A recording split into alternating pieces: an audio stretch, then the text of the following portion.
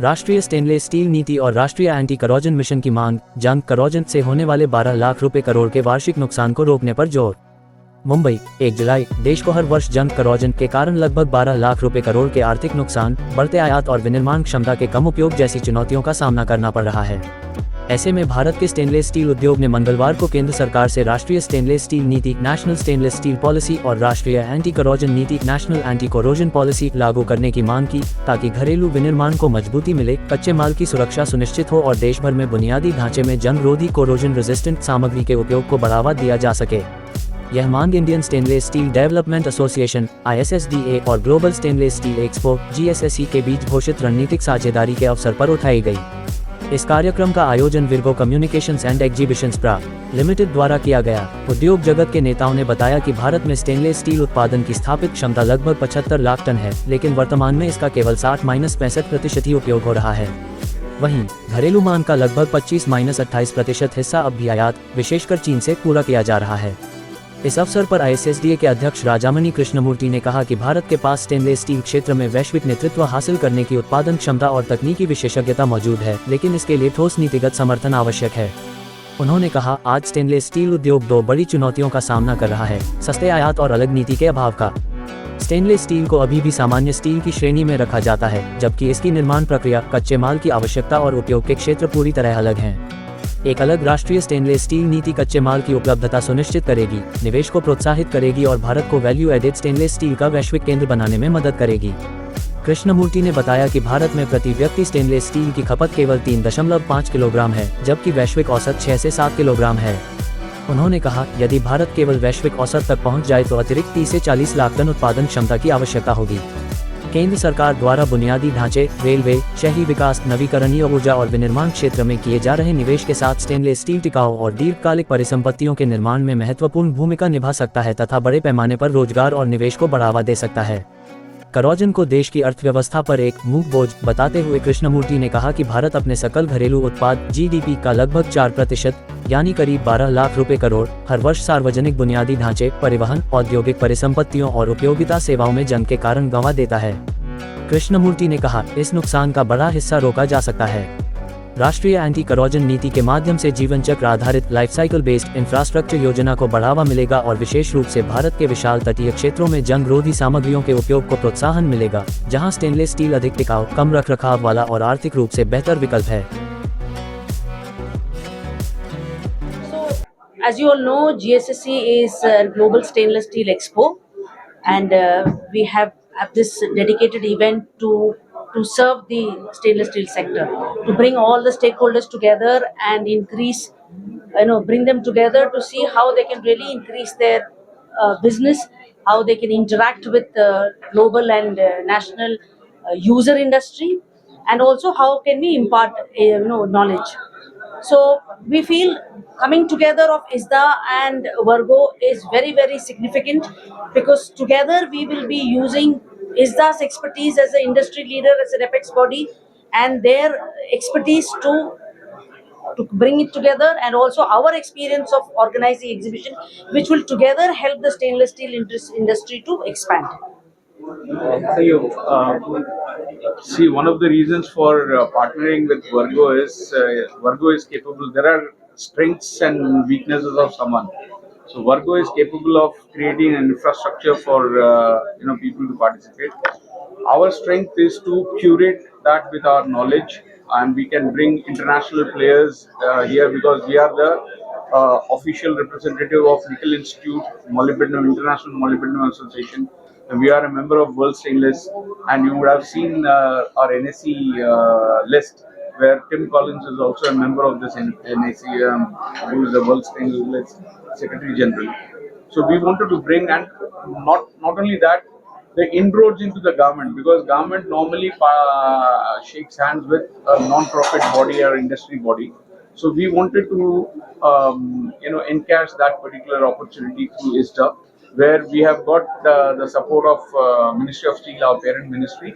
We got the support of Commerce. Commerce has also confirmed, since their confirmation came just the thing, so we couldn't print their logo on that. We have got a confirmation from MSME ministry. We are waiting confirmation from Railways. We are waiting confirmation from Delhi Metro. We are waiting confirmation from PWD and Urban Affairs. So we wanted to make it a total government supported event with their, because we'll be calling all the user industry like NHAI, who are the major users like railways, the MMRDA, MADA. Then all these people will be coming for this exhibition as a user industry. So that is our plan. And not only that, we also planning to bring overseas buyers through EPC, and we are planning to do a reverse buyer seller meet on the proposed event. So we are doing our efforts, and the rest we leave it to the Almighty, how it shapes up. What is it is the second producer of steel, as we know, right? No, we are the third largest producer of steel.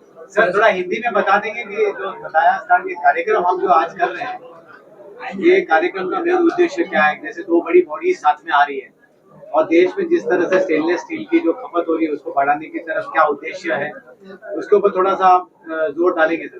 देखिए जी, मैं एक चीज मानता हूँ कि दो दिमाग हमेशा एक दिमाग से बहुत अच्छी होती है और ताकतवर होती है। तो वर्गो का अपना एक क्रेडेंशियल्स है और स्ट्रेंथ है, और इंस्टा का अपना एक क्रेडेंशियल्स है और स्ट्रेंथ है। तो इन दोनों को हमने साथ में लिया उसको और भी अच्छा करने के लिए, क्योंकि वर्गो एक मार्केट प्लेस प्रोवाइड कर सकती है, एक अपॉर्चुनिटी प्रोवाइड कर सकती है मेंबर्स के लिए। हम उनको यूजर्स लेके आके देख सकते हैं, हम उनको इंटरनेशनल प्लेयर्स से, जो फॉरेनर्स हैं उनसे उनका जो बेस्ट प्रैक्टिसेस है वो हम लेके आके दे सकते हैं कि हमको क्या करना है। हम अभी बहुत सारे एप्लीकेशंस में स्टेनलेस स्टील को यूज कर रहे हैं, तो उसको स्ट्रेंथन करेंगे, उसका एक उद्देश्य है। और दूसरा, बहुत सारे एप्लीकेशंस हैं जहां पर स्टेनलेस स्टील यूज ही नहीं हो रहा है, उन लोगों को पता नहीं कि स्टेनलेस स्टील यहाँ पर यूज हो सकता है। तो उसके बेसिस पे हमारी ये कोशिश रहेगी कि उस न्यू एप्लीकेशंस को हम एक्सप्लोर करें और उसमें स्टेनलेस स्टील का ग्रोथ बढ़ाएं। सर देश में जो आप बोल रहे हैं एक लॉस हो रहा है कोरोजन के चलते, उसको लेके क्या नीति बनानी चाहिए सरकार को? देखिए, अगर आपने टेनिस फॉलो किया तो उसमें दो टर्म यूज करते हैं, एक अनफोर्स्ड एरर और एक फोर्स्ड एरर। अनफोर्स्ड एरर जो है वो अपने हाथ में नहीं है, जैसे आपका हो गया भूकंप हो गया, साइक्लोन हो गया जिसके चलते मैंने कोई गिर गया, तो वो अपने हाथ में नहीं है।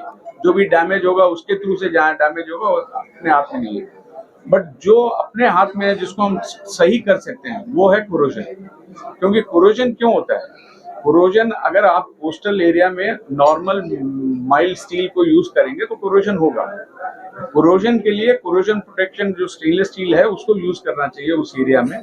सो यूसेज ऑफ मटेरियल बहुत ही अनिवार्य है इस कोरोजन को बचाने के लिए, कोरोजन से बचने के लिए।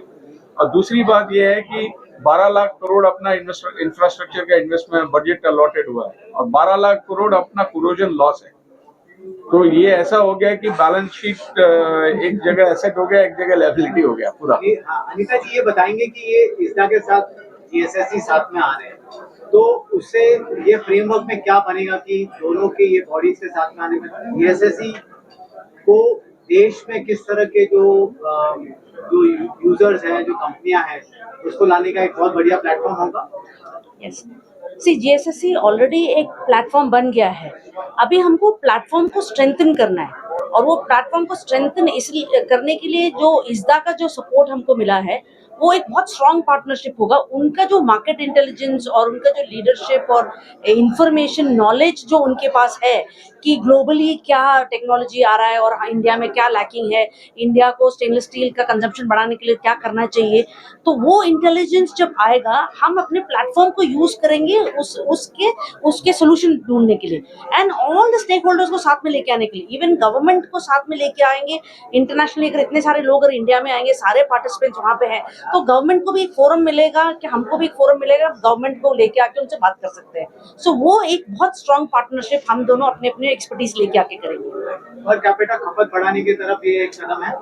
बिल्कुल है, हम लोग साथ में मिलके सारे इंडस्ट्री, जैसे सर ने बोला अभी कि जो सेक्टर यूज नहीं कर रहा है उनके लिए हम लोग छोटे छोटे इवेंट्स करेंगे, वहां जाके अंडरस्टैंड करेंगे। सी जीएसएससी एक बड़ा प्लेटफॉर्म है, पर हम साथ में बहुत सारी ऐसी चीजें करेंगे जहाँ पे हम कंजम्पशन को इंक्रीज करने के लिए जो भी एक्टिविटी चाहिए होगा, जो सेक्टर में जाके उसका इंफॉर्मेशन देना होगा या एक्टिविटी करना होगा, वो हम लोग साथ में करेंगे। एक आखिरी सवाल, सरकार से क्या चाह रहे हैं? Pardon? आखिरी सवाल, सरकार से आप क्या चाहते हैं लास्ट? सरकार से क्या होगा? सरकार से क्या चाहे? सरकार से हम यही चाहते हैं कि हमें एक लेवल प्लेइंग फील्ड प्रोवाइड करे, ताकि जो उनका एस्पिरेशंस है विकसित भारत और आत्मनिर्भर भारत और मेक इन इंडिया इनिशिएटिव, ये सब तभी मुमकिन है जब आप डोमेस्टिक प्लेयर को बढ़ावा दोगे और डोमेस्टिक प्लेयर को फॉरेन इंपोर्ट से बचाओगे। Thank you. I'm Anil Wankhede. I'm Deputy CEO, MHADA, Government of Maharashtra. Sir आज की पार्टनरशिप जो हुई है वो कितना योगदान देगी स्टील इंडस्ट्री में? स्टील इंडस्ट्री का रोल बहुत इम्पोर्टेंट है। जहाँ से मैं आता हूँ वो भी MHADA, हम 2,05,000 करोड़ के प्रोजेक्ट का अभी टेंडर किया है। उसमें सीमेंट स्टील एक बहुत इम्पोर्टेंट फैक्टर है, वो उसका यूज़ होगा। अभी आज के मीटिंग के बाद इंडस्ट्री सेक्टर ने ये थोड़ा प्लान करना चाहिए कि उनका स्टेनलेस स्टील का यूज़ इस सारे कंस्ट्रक्शन में कैसे होगा।